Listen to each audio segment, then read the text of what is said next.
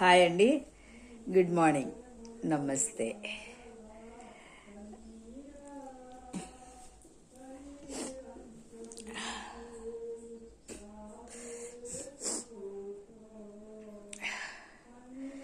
కొట్టబడిన వేళ నా గాయం కట్టినావే, అణచబడిన వేళ నా తలని ఎత్తునావే. గాయం చేయవాడు ఆయనే, గాయం కట్టువాడు కూడా ఆయనే. కుండ యజమానితో చెప్పగలదా, నన్ను ఎందుకు ఇలా చేసావని? ఆయనకి నచ్చినట్లుగా తయారు చేస్తాడు, అమ్ముతాడు. సో మనం జిగటమన్ను, ఆయన కుమ్మరివాడు. ఆయన మన తండ్రి, మన పుట్టించిన దేవుడు. కొన్నిసార్లు అనుకుంటాం, ఎందుకు అన్నీ ఉన్నా కూడా ఏదో ఒక లోటు అనేది ప్రతి ఒక్కరిలో ఉంటుంది. అంటే నాలో ఎక్కువగా ఉంది. అన్నీ ఉన్నా కూడా ఏదో లోటు. మీకు తెలుసా, నాకేం కావాలో అన్నీ కూడా ముందు దేవుణ్ణి అడుగుతాను, తర్వాత మనుషులను అడుగుతాను. మీరు అనుకోవచ్చు, దేవుడు పైనుంచి కురిపించేస్తాడా? చెప్పండి.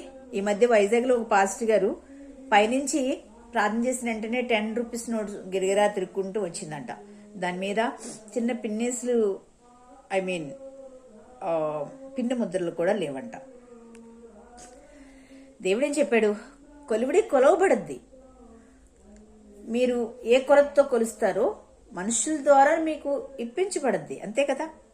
అంతేగాని పైనుంచి ఆకాశపు ధనం పంపేస్తే మీరు ఎలా మార్చుకుంటారు? ఎలా గాంధీ తాత ముద్ర ఉంటుంది? ఒక ఐడెంటిటీ ఎలా ఉంటుంది? మన భారతదేశపు గుర్తులు కనిపించి జనాలు సరే లబ్ధి కోసమా, లేకపోతే వాళ్ళ లెజెండ్ కోసమా, వాళ్ళకి ఒక నేమ్ కోసమో తెలియదు. కానీ పాస్టర్స్ కూడా రకరకాలుగా చెప్పుకుంటూ వెళ్ళిపోతున్నారండి. ఎనీవే, నాకు అన్నీ ఉన్నా దేవుడు నాకు ప్రజల నుంచి అన్నీ ఇప్పిస్తున్నాడు. ఇప్పిస్తున్నా కూడా ఏదో ఒక లోటు ఉంది. మీకు తెలుసా, నేను ఏడవలసిన పని లేదు, కానీ ఫ్యూచర్ని చూసి ఏడుస్తూ ఉంటాను. మెయిన్ అది. ఇప్పుడు నాకు నచ్చిన మటన్ తెచ్చుకుని తినగలను, ఫ్రూట్స్ తినగలను, కానీ ఫ్యూచరు సింగిల్ లైఫ్ ఎలా ఉంటుందని కొంచెం భయపడుతూ ఉంటాను. భయపడకుడి, మరలా చెప్పుదును, భయపడకుడి అని దేవుడు చెప్తుంటే 365 రోజులు భయపడకు భయపడకు భయపడకు అంటే దేవుని ఆజ్ఞను నేను అతిక్రమిస్తున్నాను కదా. భయపడుతూనే ఉన్నాను, ఏడుస్తూనే ఉన్నాను.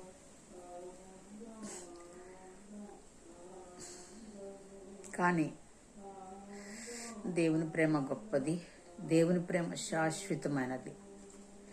ముందు దేవుని ప్రేమిద్దాం. దేవుడు ఏ లోటు చేయడు, అన్ని సమృద్ధిగా ఇస్తాడు. మొట్టమొదట ప్రేమ దేవునిపై ఉండాలి, ఆ తర్వాతే మనుషులపై. ఓకే, మనుషులైతే నిన్ను హర్ట్ చేస్తారు, కానీ దేవుడు ఎప్పుడు నిన్ను హర్ట్ చేయడు. Okay, thank you.